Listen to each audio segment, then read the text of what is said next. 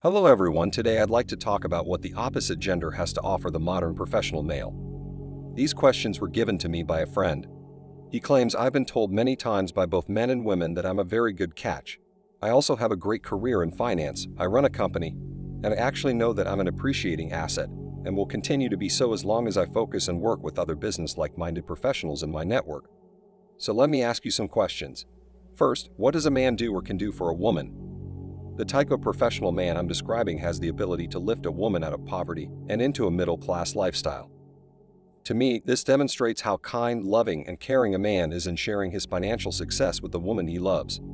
However, society and most women will continue to question the man's commitment, despite the fact that he has performed a heroic act. Men who are financially successful have the ability to improve a woman's social and economic status, making them the real prize. So my other question to you is this. With all that a man can offer, what exactly are modern women offering besides emotional baggage and stress?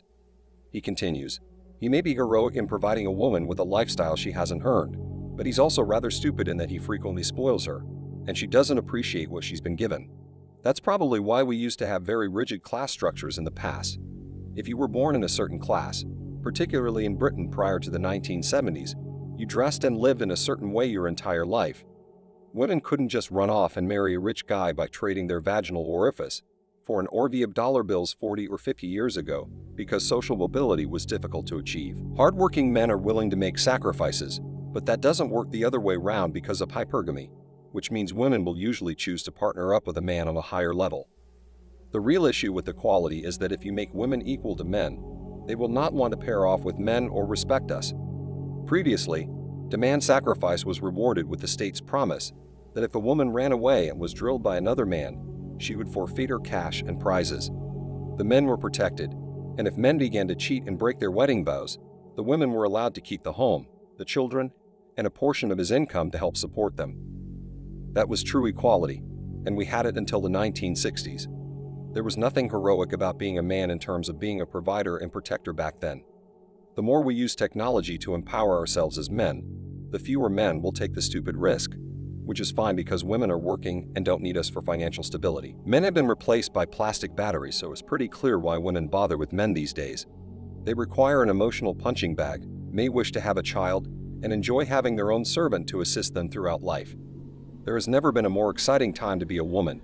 They have control over their financial destiny, reproductive rights, and are more empowered than ever before, but they are also more unhappy than ever before. I've learned throughout my life that the emotion of fear and loss of control brings joy to women. Erotically, they all fantasize about being exploited and seek out a man who is more powerful financially and physically. At the same time, they want to be equal to such a man.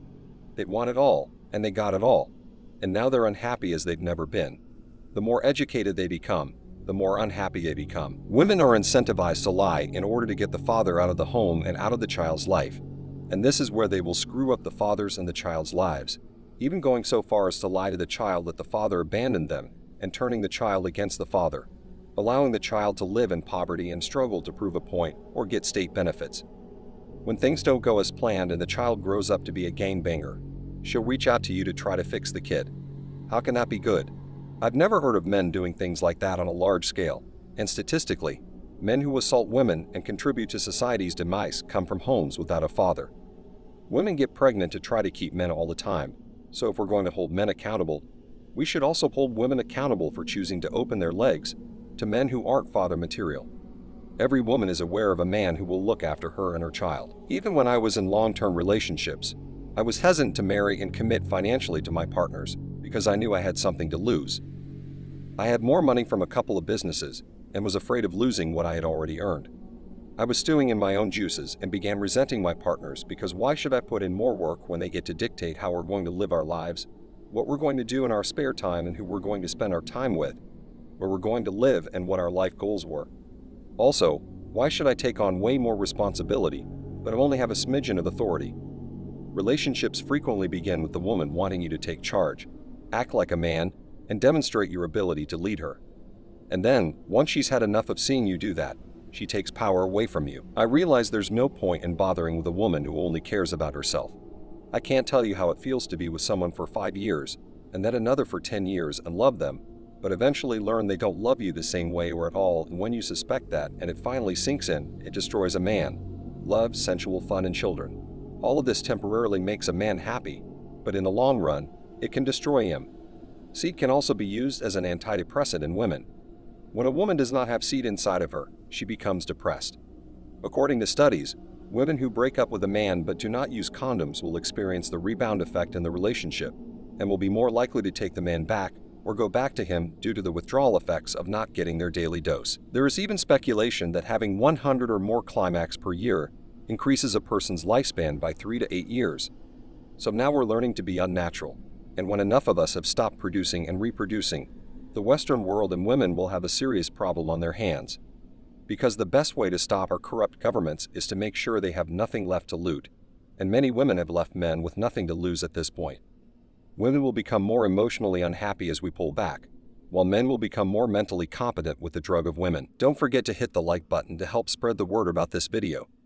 Thank you for taking your daily dose of red pills, and remember that a red pill a day keeps bad poker hands away.